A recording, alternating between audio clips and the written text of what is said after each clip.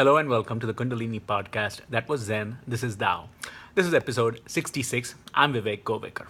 Namaste.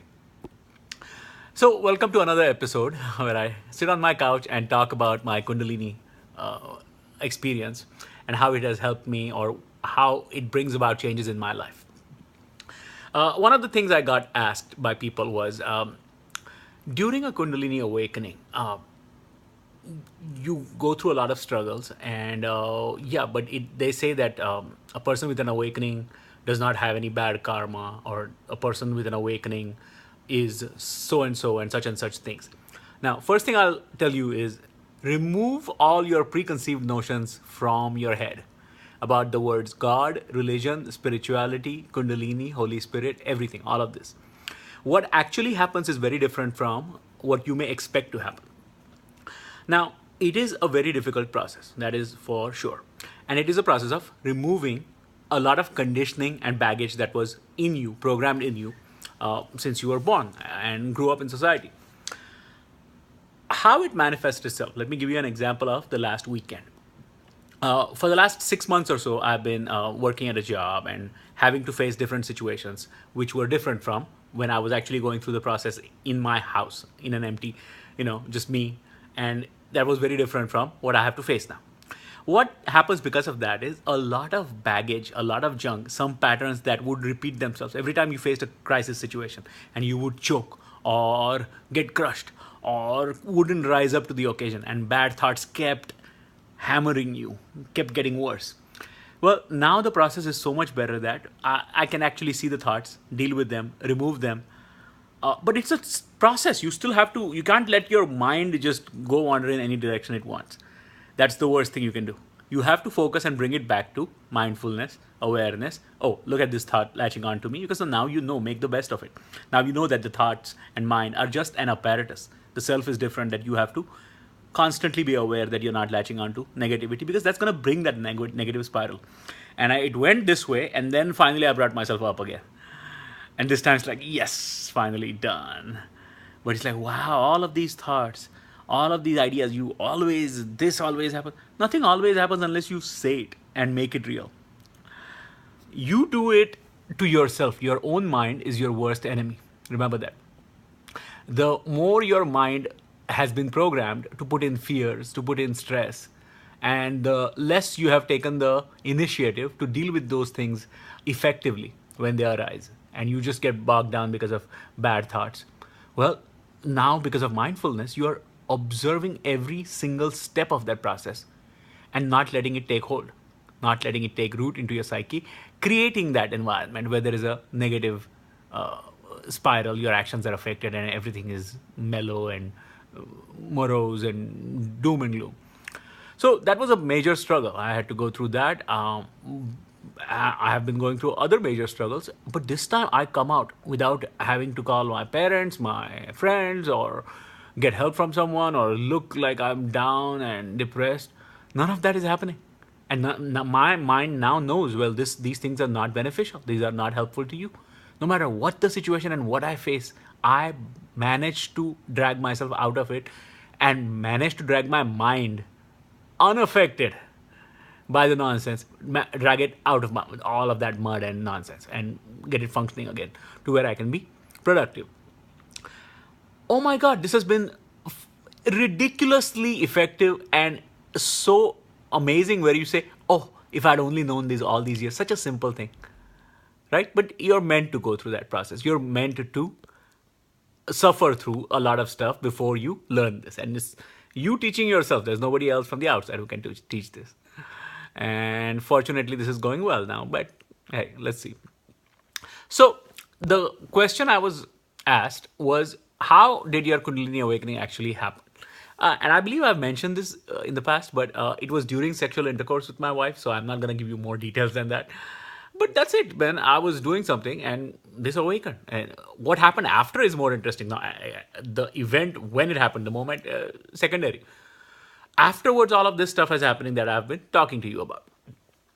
And the understanding, the revelations, the abilities, talents, and also the insights, the emotional insights, while going through the process. Don't look at me as a completely done, like a fully functional guru who's now going to enlighten us. No, I'm going through my own problems.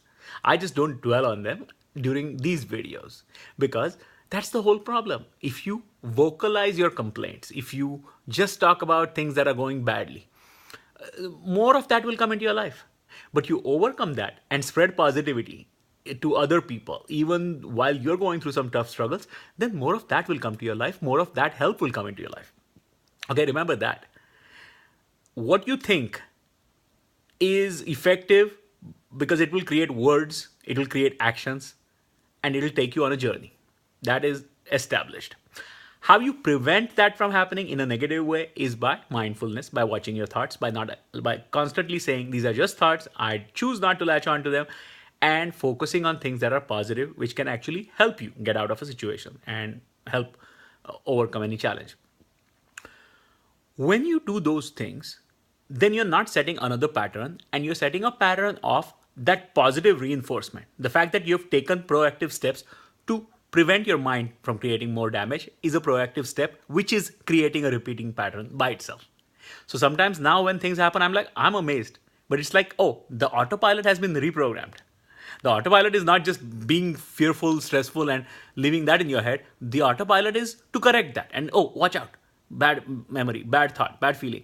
A button is being pushed, so you go into a repetitive action that you did the last time you were facing the same kind of stress. This has to be put in. There are no other words for it. Know for a fact, I can tell you this right now, that you're the witness who is watching the self. And that the mind creating thoughts and emotions can be very powerful when the self attaches to those thoughts and emotions. Every action is decided by those thoughts and actions. So as those thoughts come in, as that negativity starts descending on you, and you have your mechanisms in place to watch out for it, get it out, put new positive ideas in your head, call somebody, talk to them, have a nice conversation, take your mind off something that is bothering you, doing what is necessary, not being in that funky mood where you don't take any action. All of this has to be done, and it has to be done by overcoming the mind and its tyranny on you. Always telling you are constantly this, constantly that, and never going to succeed or whatever it is. Get out of that. Those are just thoughts. Right next to that could be sitting a thought which is telling you you're the best, and for good reason. You've done some things, and it's like, oh, this thought was right next to this one. I had to choose this one and not that one. That's it. What are some of the other things that I'd like to talk about when it comes to my Kundalini process?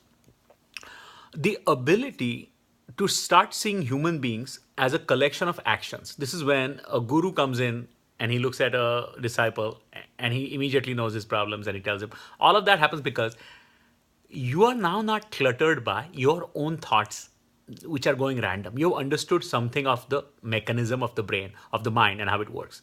And then you start seeing those patterns in everybody else. Okay? And to them, their own patterns are not obvious, so how are they going to see it in other people?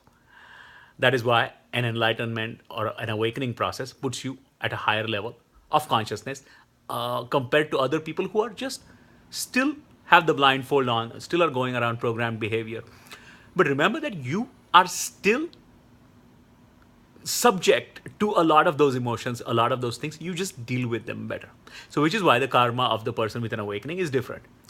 That person typically tends to perform some necessary remedies on your mind, on their mind right away, get out of it and put them on an upward spiral, put them on a path which is constructive and finds a solution, and not just self-negating, guilt-tripping and making yourself, berating you and all of that stuff. It completely bypasses all of that in yourself and in other people. Okay, so which is why it's a lot of practice, and which doesn't mean that tomorrow I couldn't have another attack of bad thoughts again. But again, I have to deal with it, and again, I have to be strong and forceful, and with that practice, you come out of it eventually. Why is it necessary to keep a small footprint, to have the lowest amount of karma possible and make amends as soon as possible if you have made a mistake in some way and wronged someone? It's because when that crunch situation arises, when that bad situation arises, you want as little baggage as possible that did not add up to that. add into all of that mess. Oh, it's just one problem. Oh, I fix it this way. And all the other stuff that is good, that's already going well, adds to my work. It's not like, oh, I worked so hard up to this and then one day something didn't work out. Oh, I'm destroyed, I'm crushed. No. You built up on this and then there was one blip. Fine, build up on it more. Add more to it. That blip is not something that should discourage you or break you down. It should just trigger that assessment mechanism, that reassessment and readjustment mechanism. And then you can start making progress again, once again. Get knocked down 9 times, get back up 10 times. Okay? And now done in ways that are completely beneficial to you with no karmic rebound of any negative kind. Why? You're not attacking anyone. You're responding to challenging situations by making yourself better, by not making those situations worse, through your own mental chatter, through your own lashing out, through your actions not taking the responsibility for those tasks.